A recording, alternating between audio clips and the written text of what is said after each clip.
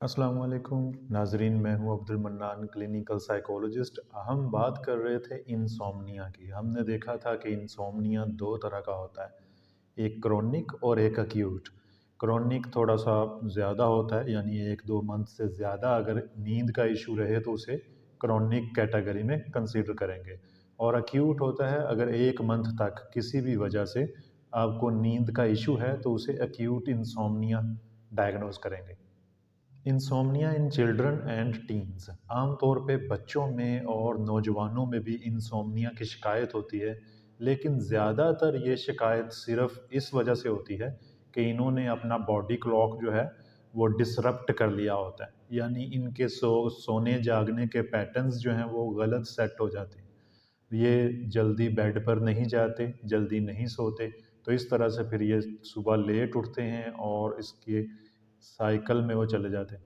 जब इनका सोने जागने का सिस्टम ठीक नहीं रहता, यानी ये लेट बेड पर जाते हैं और देर से सवेर करते हैं, सुबह करते हैं, तो इनके फिर ये पैटर्न्स गलत हो जाते हैं। उनका बॉडी क्लॉक जो है वो उसी तरह सेट हो जाता है।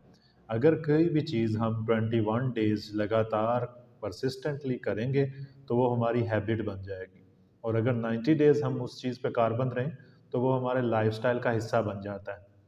अब हम कुछ रिस्क फैक्टर्स की बात करेंगे कि इंसोम्निया किन लोगों को ज़्यादा हो सकता है या किस वजह से ये ज़्यादा हो सकता है।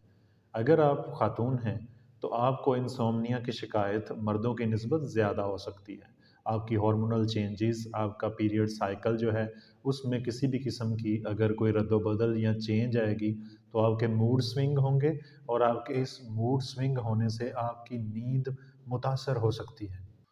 हॉट फ्लैशेस और प्रेगनेंसी में इंसोम्निया बहुत कॉमन सी बात है। यू आर ओवर एज 60, अगर आप 60 साल से उम्र में ज़्यादा हैं, यानी 60 साल से ज़्यादा की उम्र के हैं, तो भी आपको बहुत कॉमन है कि इंसोम्निया रहेगा, क्योंकि ये हेल्थ के साथ और एज के साथ अटैच होता है, यानी आपकी एज के साथ साथ आपके नींद के पैटर्न्स बदल जाते हैं।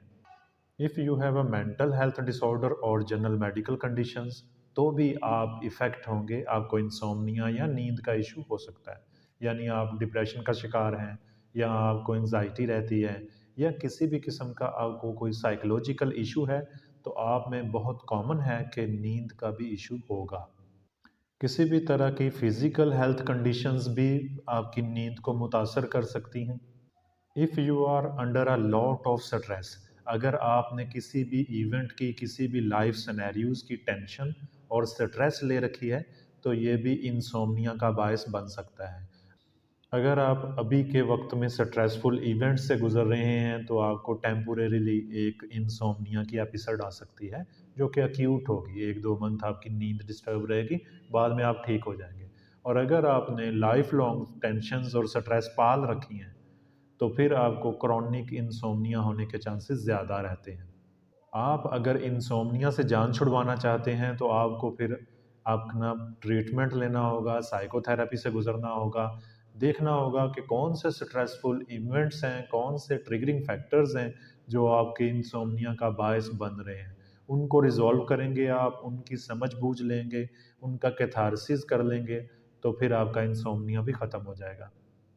Major long lasting stress increase your chronic insomnia, अगर आपने ज़िंदगी भर की कोई टेंशन पाल रखी है और आपने अपनी पर्सनैलिटी को उस टेंशन के अकॉर्डिंग सेट कर लिया है, तो फिर आपको सारी ज़िंदगी के लिए इंसोम्निया रहेगा। यानी आपके जो नींद के पैटर्न्स हैं वो गलत चलत रहेंगे, वो सही नहीं सेट हो सकेंगे। तो आपको अपनी लाइफ, अपनी पर्सनैलिटी पे नज़र रखनी होगी।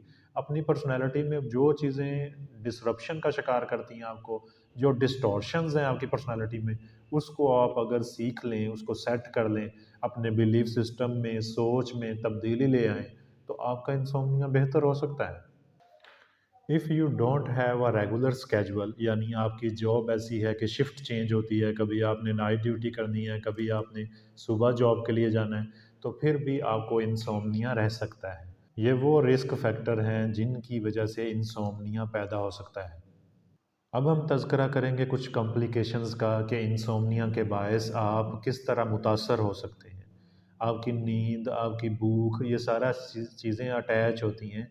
अगर आपका एपेटाइट डिस्टर्ब है तो ज़ाहिर है फिर आपकी लाइफ डिस्टर्ब हो जाएगी। आपके खाने-पीने, सोने-जागने के पैटर्न्स जो हैं वो इस कदर मैटर करते हैं। आपको चाहिए कि आप रेगुलर एक्सरसाइज़ करें, अच्छी डाइट लें और डाइट ये नहीं है कि आप क्या खा रहे हैं, डाइट ये भी है आप सोच क्या रहे हैं, आप देख क्या रहे हैं, आप सुन क्या रहे हैं। ये चीज़ें भी डाइट का हिस्सा हैं और आपको वो ख़यालात परवान चढ़ाने हैं जो प्रोडक्टिव हों, जो आपकी हेल्थ के लिए, आपके ज़हन के लिए अच्छे हों। ना कि आप मायूस कुन ख़यालात का शिकार रहें और हर वक़्त ख़ुद को डिप्रेस रखें, लोगों के साथ कंपैरिज़न करके, व्हाय मी, मेरे साथ ही ऐसा क्यों होता है? खुद को बेचारा कर लें, सेल्फ पिटी का शिकार कर लें, तो आपको इनसोम्निया होना बहुत कॉमन सी और आम सी बात है। कॉम्प्लिकेशंस में ये बहुत आम है कि जब आप नींद पूरी नहीं लेते तो आप जहाँ जॉब करते हैं, जहाँ पढ़ाई करते हैं, जो भी आपका काम है, वो बुरी तरह मुतासर हो जाता है, आप अपना 100% नहीं दे पाते। तो ये एक बहुत बड़ी कॉम्प्लिकेशन है कि आपकी जो ज़िंदगी है वो मुतासर हो जाए, आपकी लाइफ, आपकी फंक्शनिंग, आपकी फंक्शनैलिटी वो मुतासर हो जाए। Complications of insomnia may include poor performance on your work। जब भी आप काम करते हैं आपका फोकस ही नहीं रहता क्योंकि आपकी नींद पूरी नहीं हुई। आप फिर ऐसे में कैसे काम कर सकेंगे? जहाँ पे आप जॉब करते हैं, आपके घर-बार, आपकी फैमिली मुतासर होगी, सिर्फ़ आपके इंसोम्निया के बायस। ये एक बहुत बड़ी कॉम्प्लिकेशन है। ड्राइविंग में आपको दिक्कत आ सकती है क्योंकि आपका रिएक्शन टाइम मुतासर हो जाता है, आपकी तख़मीना की सलाहियत मुतासर हो जाती है। जब आप ड्राइव करेंगे, मोटरसाइकिल पे निकलेंगे या गाड़ी पे निकलेंगे, तो बहुत चांसेस हैं कि आपका एक्सीडेंट हो जाएगा क्योंकि आपने नींद पूरी नहीं ली हुई और आपकी तख़मीना की सलाहियत काम नहीं कर रही ठीक से।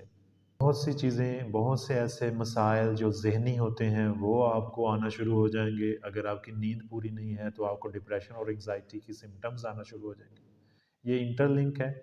ऐसा भी होता है कि डिप्रेशन, एंग्ज़ायटी, स्ट्रेस की वजह से इंसोम्निया हो।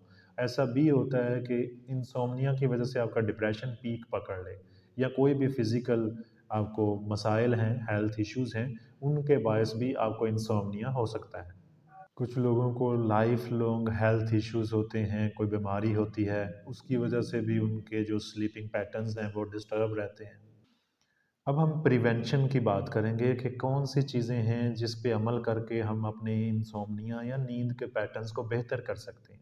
सबसे पहला जो पॉइंट है इसमें वो ये है कि आप एक रूटीन सेट कर लें कि इतने बजे मैंने बेड पर जाना है और जाते ही मैंने सारे गैजेट्स बंद कर देने हैं। जब तक आप गैजेट्स पे रहते हैं, मोबाइल आपके हाथ में है, आप वॉच करते रहते हैं कुछ ना कुछ, तो आपको नींद कैसे आएगी? आपका ज़हन अलार्मिंग स्टेज में रहेगा और आप सुकून ले ही नहीं पाओगे। यानी आप अपने सोने जागने के पैटर्न्स का एक टाइम टेबल रख लें। हो सके तो आप अलार्म लगा लें कि अब नींद का टाइम शुरू हो रहा है। और एक और चीज़ कि आप बेड पर ना रहें। अगर आपने नहीं सोना तो आपको बेड पर नहीं रहना, आपको बेड से उठ जाना चाहिए। और जब आपने सोना है तो फिर बेड पर आना है, तो फिर बस आपने सोना है। यानी फिर आपको कोई और एक्टिविटी नहीं करनी। अपने बेड को मुख्तस कर लें इस चीज़ के लिए कि यहाँ पे मैंने सोना है। कोई खाने नहीं खाने, कोई हैवी मील नहीं करने, कोई मूवीज़ नहीं वॉच करनी, कोई गैजेट्स नहीं यूज़ करने। अपने बेड को सिर्फ़ सोने के लिए इस्तेमाल करें। दूसरा पॉइंट है स्टे एक्टिव, यानी आप दिन भर फिज़िकल एक्टिविटी में रहें, खुद को जिस्मानी तौर पर थकाएँ, फिर आपकी नींद बेहतर हो सकती है। अगर आपको नींद नहीं आ रही तो आप सरसों का ऑयल पाँव के नीचे मसाज कर सकते हैं और इसी तरह से आप सलाद का इस्तेमाल करें और दिन भर वॉक करें, एक्सरसाइज करें।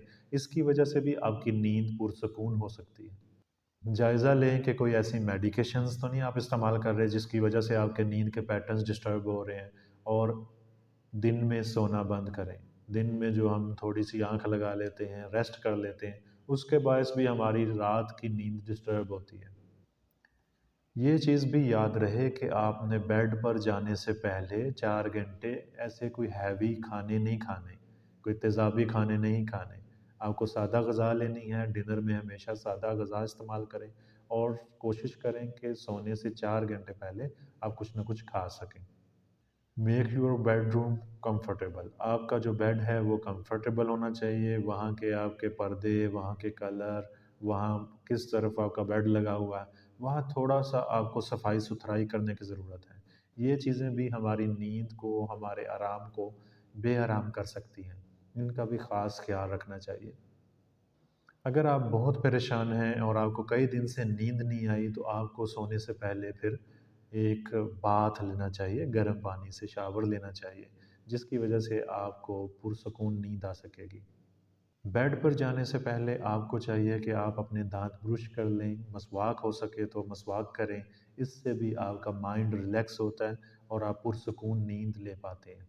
इसके अलावा मेडिसिन्स होती हैं जो आपकी नींद को बेहतर करती हैं, लेकिन ये मेडिसिन आपको एडिक्टिव पर्सनैलिटी बना सकती हैं, यानी ये मेडिसिन आपको अपना आदी कर सकती हैं, आप इसके एडिक्शन में मुब्तला हो सकते हैं। तो ये मेडिसिन अगर आप लें भी तो 5 दिन से ज़्यादा हरगिज़ ना लें।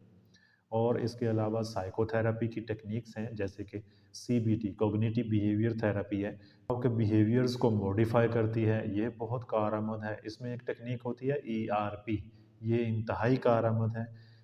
इसकी मदद से भी हम इंसोम्निया को बेहतर कर सकते हैं। अब तक के लिए इतना ही। अपना बहुत सा ख्याल रखिएगा। अल्लाह हाफिज़।